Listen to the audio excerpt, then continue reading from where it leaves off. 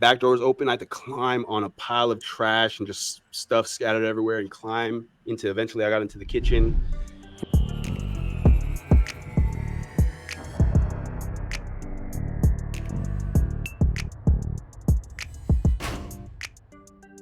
What's going on, everybody? Welcome to the Iron Sharpens Iron Real Estate Podcast, episode 14. I'm Gerald. We got our co-hosts, Joe and Darren. And today, we're diving deep into the origins of each and every one of our stories. This week, the next week, and the next. And today, we're going to start off with the stallion without the saddle. Tell us about your first deal, man. Okay. The year was 1992. I'm kidding. My first, my first deal. So this got in contract. This first deal a week and a half after I met Gerald, I think, or 2 weeks. I don't know if you guys watched the earlier podcasts. I went to go help his partner at the time do some content. I hit up Gerald. I just wanted to see what they do, what it looks like to be a fix and flipper, because that's what they were doing, fix and flips. So I went over there. I definitely positioned myself as a beginner in this field, because I was. Got the content out to them. They liked it. So we met up again, and we were just talking about things. And Gerald put me in his CRM. I found out very quickly that I do not enjoy cold calling. And then I started looking on outside sources. It's all outbound. I met a real estate agent that needed some help with some content as well. I went to go meet up with him. And I told him what I got going on outside of the videography stuff. And he was a super cool, down to earth guy. And he just pointed across the street and said, that house right there, the owners died and the kids are not wanting to work with us. Maybe you can give it a whirl. He didn't give me a number even or anything. I had to skip trace it. That wasn't the right number either. I had to reverse engineer through the family tree and then found one of the brothers. There's 3 siblings, 2 brothers, and 1 sister. So the brother that I found was the middle brother. And him and his sister, after talking to them for a little bit, they both were in the mindset of like, yeah, we didn't think there was an option. We thought, we thought the bank was just going to foreclose and there's nothing we can do about it because we don't have the money. Mm-hmm. And, you came around and you gave us a solution to get some of our parents' equity. So like they really appreciated it. What happened during that process? A lot happened during that process. Gerald was walking me through things. He gave me contracts and like I'd come to him and ask for help. And even Gerald, like we were kind of like, we don't know what to do in this situation. It was a probate. And it was a pre-foreclosure. Yeah, there was an auction date already set. Vacant. Do you guys still have the photos of what it looked like before? Mm-hmm. Oh yeah, I have a video of me walking through that thing, like climbing over. Like, okay, so the back door was broken. There's people living in there for a little bit, but I mean, the neighbors told me they think they moved out, so I wasn't sure. I went there by myself to get pictures for this and videos for Gerald's partner, who ended up being the one who bought the property from us. So I walked through there just by myself with my DJI camera, and I literally had to climb. Like that back door was open. I had to climb on a pile of trash and just stuff scattered everywhere and climb into. Eventually, I got into the kitchen. And I'm looking through all this stuff. There's all this rat poo everywhere. And like, I have gloves on, obviously. And what I was looking for is their mortgage statement. I know that sounds super illegal, but their son, Rodney, gave me the approval. He knew what I was doing. He wasn't the legal owner of that property yet. So, kind of gray area, but, we're all good. Yeah, but we got to do what it takes, though. We got to do what it takes. Yeah. Get it done. Yeah, I should find that video because I'm like, climbing through the place. It's hilarious. It was the funniest thing because when I called Joe one time, and this is before he even told me he had approval from the owner, I go like, hey man, what are you up to? I'm at the property, bro. I'm at the property, bro. I'm like, did you get permission from the seller? Yeah. I'm going to the papers I'm going to the papers right now. Papers everywhere. Did not find what I needed to find. So it was a failed mission, but basically, they thought it was going to be taken. There's nothing we can do about it, right? I let them know I don't know what I'm doing with probates, to be completely transparent, but I will find somebody that does know. I went through probably 20 different attorneys, talked to them, set up meetings to talk. We were going over it. None of them wanted to help me until I found the one. He wasn't even an attorney. He was a fiduciary administrator of probate. Shout out Bill Heyman. The Bill He Heyman. he is the guy. He is the guy. He got all the paperwork signed for him to be able to handle the estate and all the probate process. We literally stopped the auction the day of, I believe, right? Or like a few hours before. Bill went in and did another appeal that like It was paused the auction. it was definitely a buzzer beater for sure. I remember Yeah. we were kind of like stressing. We had to go back to Martinez like twice to the county's office. Yeah, and it bought us a little bit of time. And honestly, today, would I have spent as much effort and time on that deal? I hope so. But, there was a few times I remember, Gerald, you were like, I don't know about this one. Oh, dude, all the time. And I was like, we gotta keep on keeping on. Yeah, basically everything got done. We ended up making a 50 rip on that, me and Gerald. Definitely a proof of concept. It took 3.5 months for that to close. But on that 3.5 month, we got 3 deals closed, or just the 2. We had 2 deals closing on like the same week, I think, or same month. Same month, yeah. Yeah, and this was like a few months into us meeting each other. Mm-hmm. And yeah, Our I guess second, I didn't really have a. I think so our first deal closed during the first time Darren and I met which was at San Francisco. And then the second deal closed the second time Darren and I had met at Sacramento. I just wanted to point that out there. It was. Oh yeah. That's funny. Mm. But yeah, after that first one, definitely proof of concept, and yeah, I don't know. That's an awesome deal. Yeah, a little bit of I luck, would hard love work. to see a clip of you actually crawling through there, and I would love to see the property once it's. You guys have the finished product. If you Yeah, guys they did have a great some. job. Yeah, Yeah, he did it. He made hell of a job. 200. I He want to see made the 200 on kitchen. that I deal. want to see the kitchen that you happen to crawl and get through. What that back door was, I guess, the garage, but it was just so much stuff in there I couldn't even tell it was a garage. And then the next door that I had to climb and then get to that was the kitchen. So I just remember there that was kitchen always looked pretty bad. there was always phone calls going back and forth about some stupid RV. Talking about, you need to get this RV out of here, bro. This is your deal. Like, get the fuck off my phone. Yeah, like Yeah. definitely so many hiccups there. Like A lot of so many hiccups, and speed it was bumps. unneeded hiccups too. It was a lot of back and forth about, you deal with that, we deal with this. And at the time, like, I'm still fairly new at wholesaling real estate, so we were going not against, even though it felt like it. It was back and forth with who's in charge of what, who's representing who. Mind you, in wholesale real estate, as wholesalers, we represent ourselves. We don't represent the buyers or the sellers at all. So, Joe, if it wasn't for you on this deal, the attitude, the tenacity that you have towards the hiccups that we've went through, I normally would have I would have gave in. I would have definitely gave in a lot, the whole 9. And this is during the time that our daughters were born at the same time too. So you can imagine, at least for me, I could speak for myself. I was in an emotional, roller coaster. So during that time, we were just hanging on by a thread, but we pushed it through because Joe and I we're very. Go ahead. I wanted to add too really quick. I had a really go good friend who who died like right during that time too, like out of nowhere. So like it was like I'm literally in the hospital. This guy, the seller, literally missed his first appointment to sign all the paperwork with Bill, the probate guy.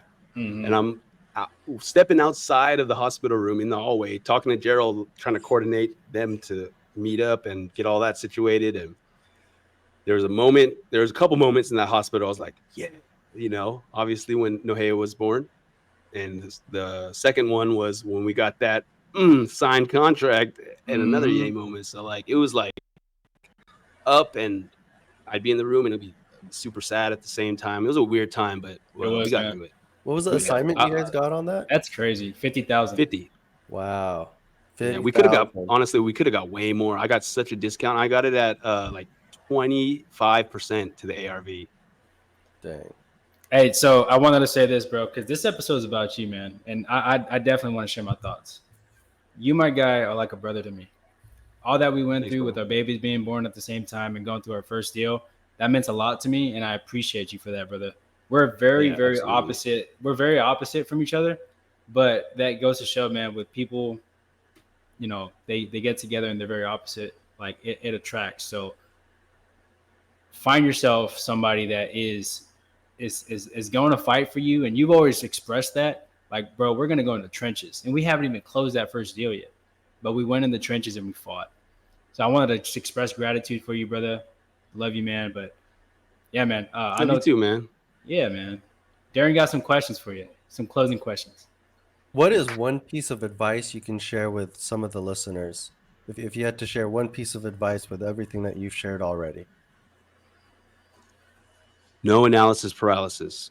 What I learned during that deal, the main thing that'll stick with me, like fail forward. You do not need to know everything. If you put in the work and you try hard with a little bit of luck too, it could happen in the first week.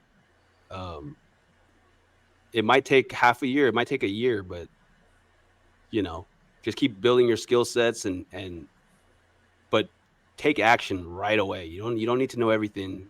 Well, I definitely learned a little bit of something before you take action, right? But just fail forward and meet the right people and stay connected with them, show value, and you know, people will help you through it. We'll help you through it. If you want to get started in real estate investing, wholesaling, uh, hit us up. We'll help you. Okay. Um, Yeah. and what would you say is what's next for you? What are you doing right now? We're just building this business. We're partnered with our marketing agency that runs all of our Facebook ads and PPC to partner up with all of their clients if they want to. We're an option for them as a JV creative partner, even cash partner if they need help locking up the deal or selling the deal. We'll come in and do our thing and make it happen. Where can our listeners learn more about you? Through this podcast, our past episodes. You can learn more about me on my Facebook, or you can contact me there. It's Joseph Ha, HA like a single laugh. Get me on Instagram. It's Joeha Property Solutions. That's JOEHA Property Solutions. Or where else am I at? Well, I hope I brought some value to you guys out there. If not, I hope you know a little bit more about me and what makes me tick. Getting further in life and bringing as many people to success as we can. Thank you guys. Sir, Appreciate you. thank you guys. Hey Joe, Signing. when you're signing off. Hey, when you're on you're introducing yourself and you're saying like, yeah, my name is Joseph HA Ha like one laugh. When you say that, you should say, my name is Joseph HA like Ha or like one single laugh, and at the end of it be like, ha. Yo, what's going on, everybody? This is Gerald down there. I have our guests, Darren and Joe, and today we're not guests. Okay, Darren, do you have questions? You have questions ready to go? I do not. Hey, you have like a towel or something on the floor back there, and like this jacket showing on the left side of your video. Yeah, you want to move your fan too? You're not even using it, bro. Could you get the dog back with the cone? We were getting a lot of views with that one. Getting a really good response on that. Zeus, big boy. Yo, what's going on, everybody? This is Gerald and over here with the. All right, ready? Yo, what's going on? Hit me up on WhatsApp. Yo, can I start? Is it a little too bright for me? No, I'm already lights. No, it's fine. Yo, what's going on, everybody? This is Gerald and Aaron, and I'm. What's going on, everybody? What's going on? What's going on? Welcome to the Iron Sharpens Iron Real Estate Podcast, episode 15. Is it 15? 14. 14, okay.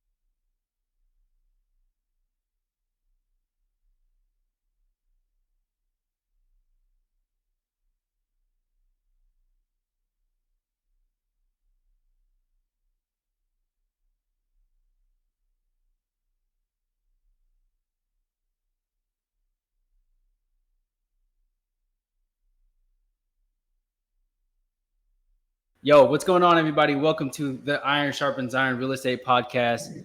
I'm Gerald. I have our co-hosts Darren and Joe here, and today we're gonna have a special treat for you. We're actually gonna dive deep into the origins of each and every one of our stories for the next. We got this week, the next week, and the next week.